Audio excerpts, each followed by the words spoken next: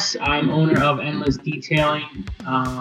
We are in Hales Corners, Wisconsin, and my website is www.endlessdetailingwi.com. Awesome. And I've been with Details Reuben for 3 months now.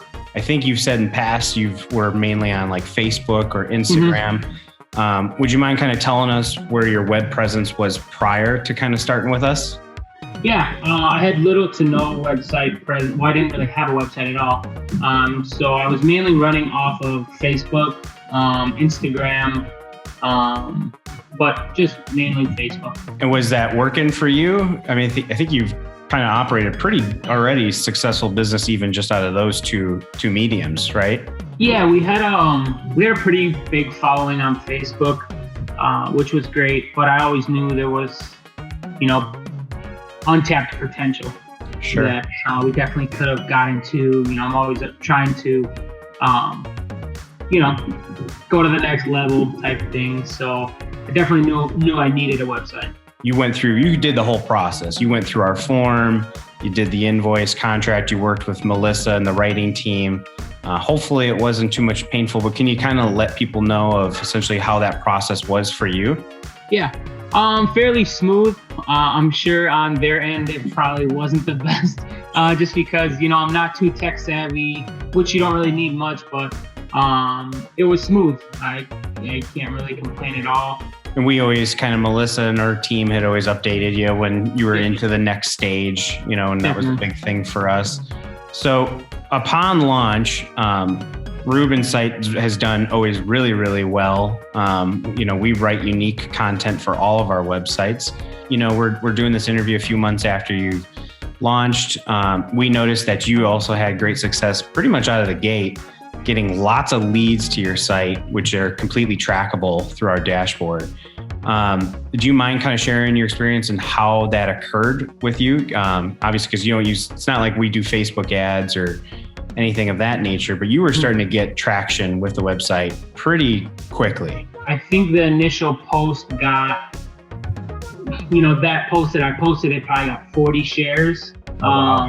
And it just took off. It was great because I could always, before I was like, message me on Facebook, or people would message my personal. Now I kind of just like to send everyone to the website.